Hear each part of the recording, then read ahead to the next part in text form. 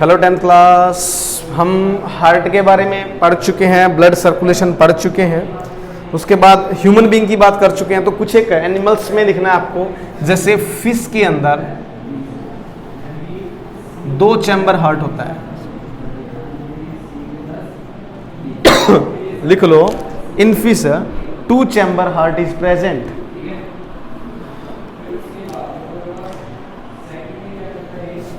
Reptiles होते हैं ना, रेप्टाइल्स, इनके अंदर 3 चैम्बर हार्ट होता है,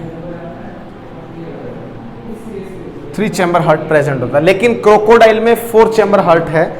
एक ऐसा रेप्टाइल जिसमें 4 चैम्बर हार्ट मिलता है, तो याद रखना आपको क्रोकोडाइल। ठीक है जी। उसके बाद हमें पढ़ना है हार्ट बीट के बारे में। हार्ट बीट के बारे में पढ़ना है। क्या होती है हार्ट बीट? लिखिए, complete contraction, 1 complete contraction and relaxation, 1 complete contraction and relaxation of heart is called heart beat. उसे हम हार्ट बीट बोलते हैं। हार्ट कॉन्ट्रैक्ट करेगा फिर रिलैक्स होगा, तो ये कंप्लीट एक कॉन्ट्रैक्शन और रिलैक्सेशन क्या कहलाता है बेटा हमारा? This is called heart beat.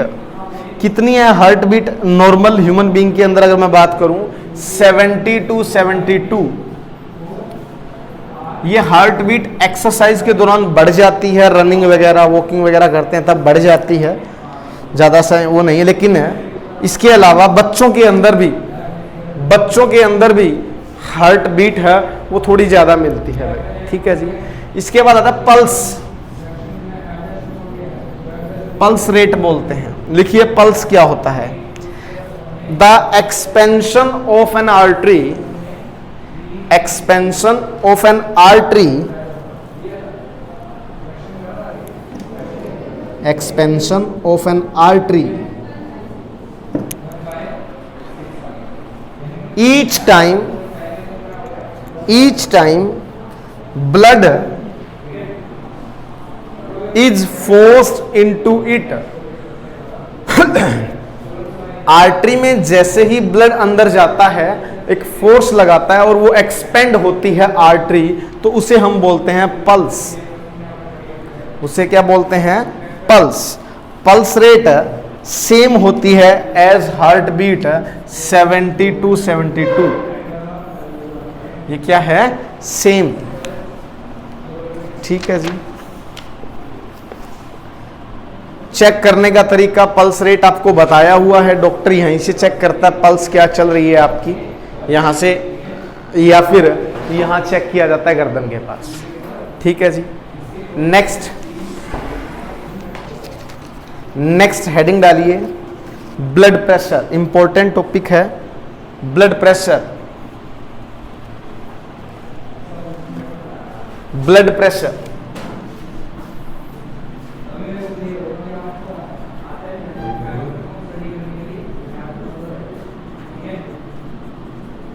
दो टाइप का प्रेशर होता है हार्ट के अंदर।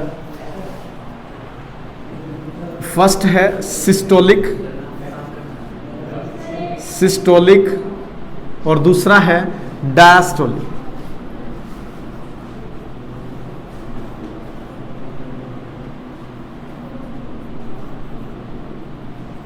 सिस्टोलिक और दूसरा है बेटा diastolic.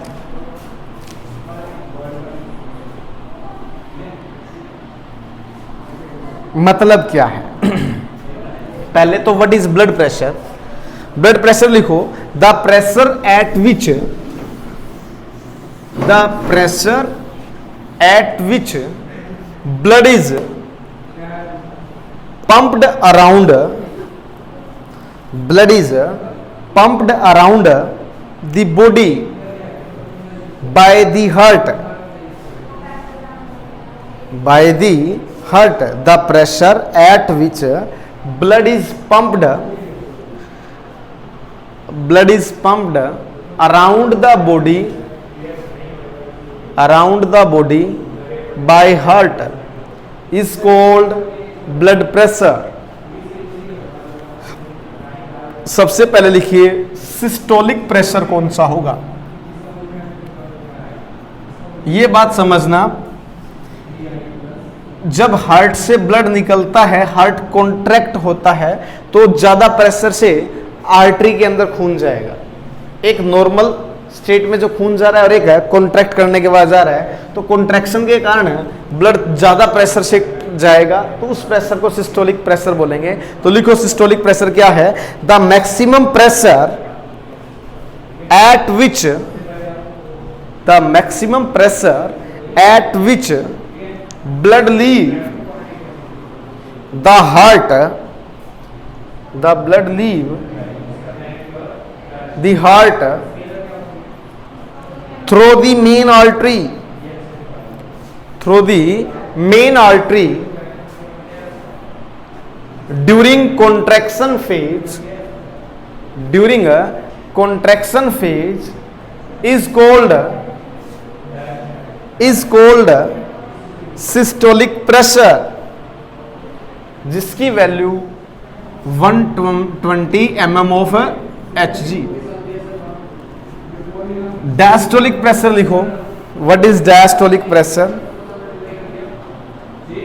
The minimum pressure in the artery, the minimum pressure in the artery during the relaxation phase, during the relaxation phase of heart is called diastolic pressure। इसकी वैल्यू 80 mm of Hg होगी, 80 mm of Hg होगी। Normally हम लोग blood pressure जब नापते हैं तो उसको लिखते हैं 120/80। इट मींस ये सिस्टोलिक और ये क्या बेटा, डायस्टोलिक प्रेशर है। ठीक है भाई। अगर किसी इंसान में ब्लड प्रेशर की वैल्यू बढ़ जाती है तो इसे हाइपरटेंशन बोलते हैं, हाइपर टेंशन। लिखिए हाइपरटेंशन क्या है, high blood pressure is called hypertension.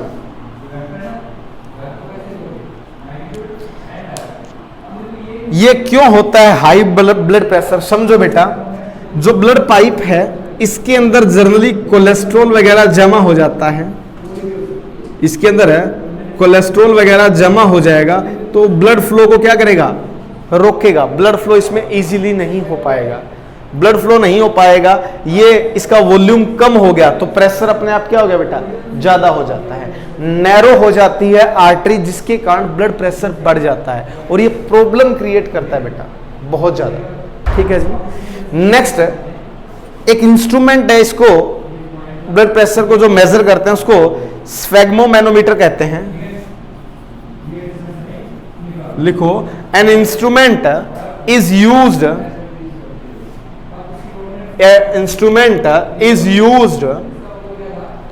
To measure blood pressure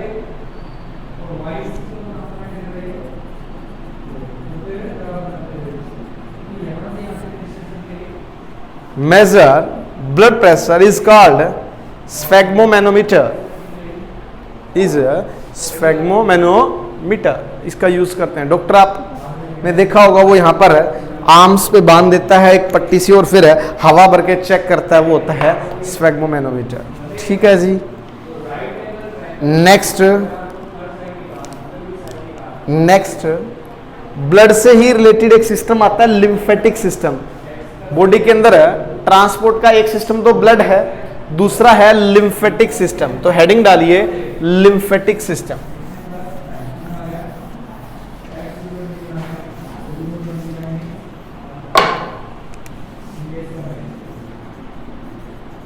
lymphatic system, सबसे पहले लिम्फेटिक सिस्टम है क्या, लिखो a system of tiny a system of tiny tubes called lymph tube या lymph vessel, a system of tiny tubes called lymph vessel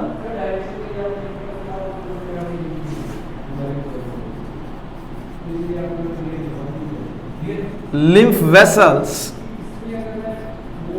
and lymph node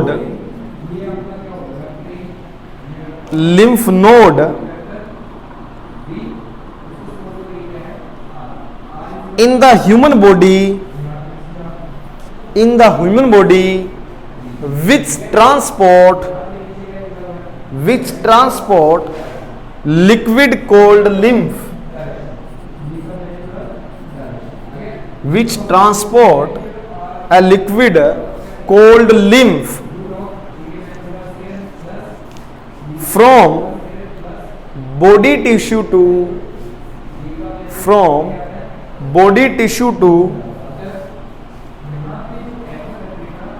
blood circulatory system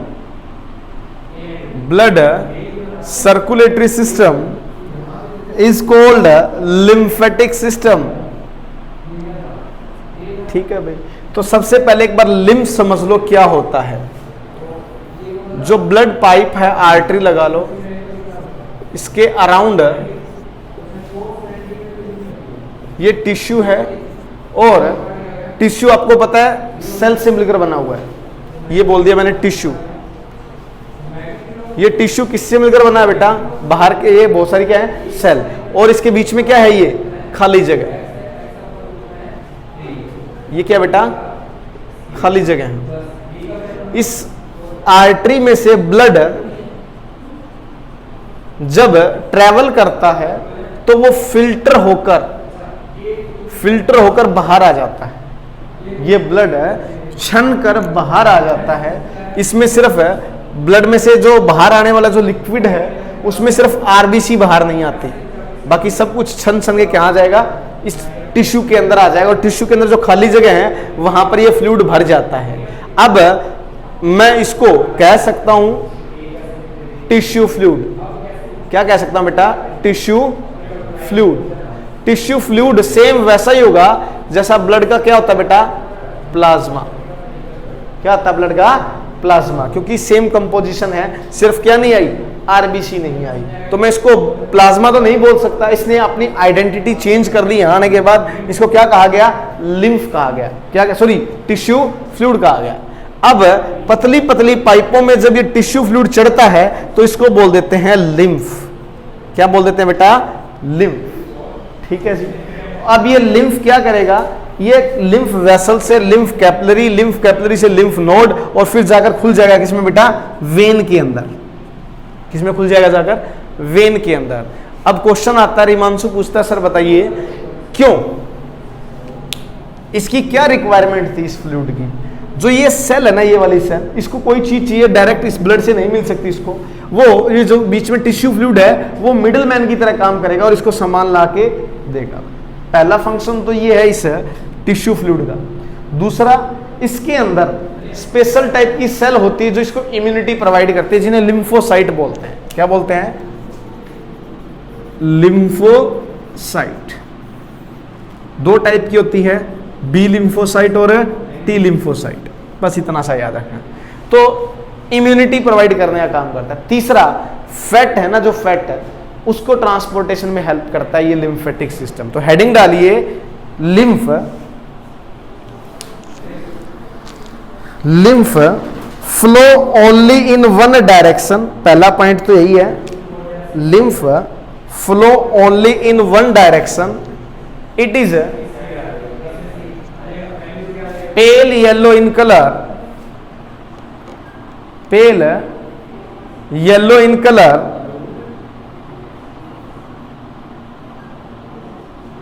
This lymph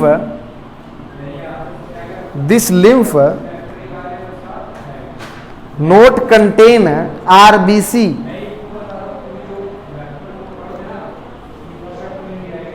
and this lymph contain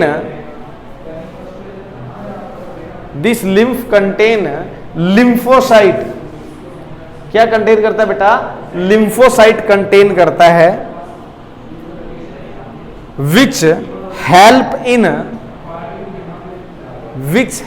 in fighting against pathogen, which help in fighting against pathogen.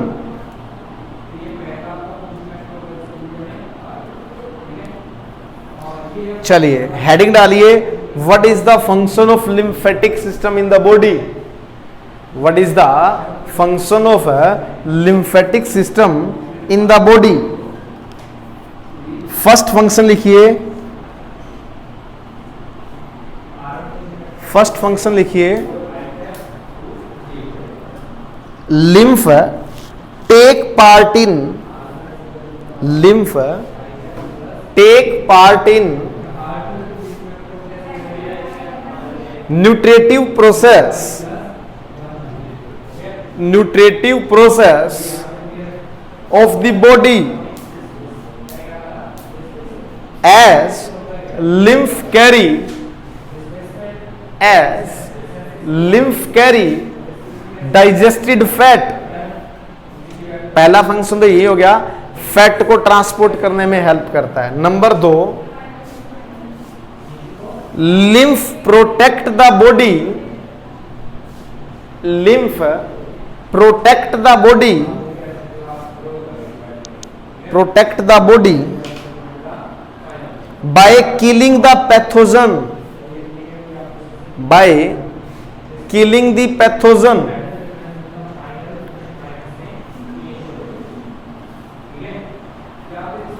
Third function लिखो, this lymph help in removing, this lymph help in removing the waste product, the waste product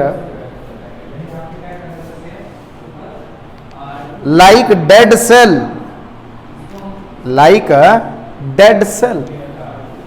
याद रखना, lymph vessel इनके अंदर valve होती है, when की तरह। When में भी क्या होती है बेटा? वाल्व होंगी, आर्टरी में नहीं होती। ये डिफरेंस, आर्टरी वेन में डिफरेंस पूछ ले, एक ही डायरेक्शन में फ्लो करता है जो लिम्फ है, किसके थ्रू? लिम्फ वेसल्स के थ्रू। क्यों? क्योंकि इनके अंदर क्या लगी होती है बेटा? वॉल्व लगी होती है भाई। ये था ट्रांसपोर्ट इन, ह्यूमन बीइंग में आ गया, या मैं एनिमल्स में भी बता चुका हूं। हेडिंग डालिए, transport in plant, transport in plant.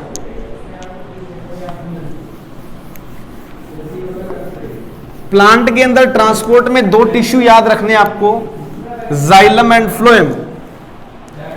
लिखिए, लिखिए ट्रांसपोर्ट इन प्लांट, और लिखिए इसमें जाइलम एंड फ्लोएम। जाइलम में लिख लो, it transport water and minerals from root to other part of the plant। Phloem में लिखो, it transport the food from leaf to all other part of the plant। ये unidirectional है, ये by directional है।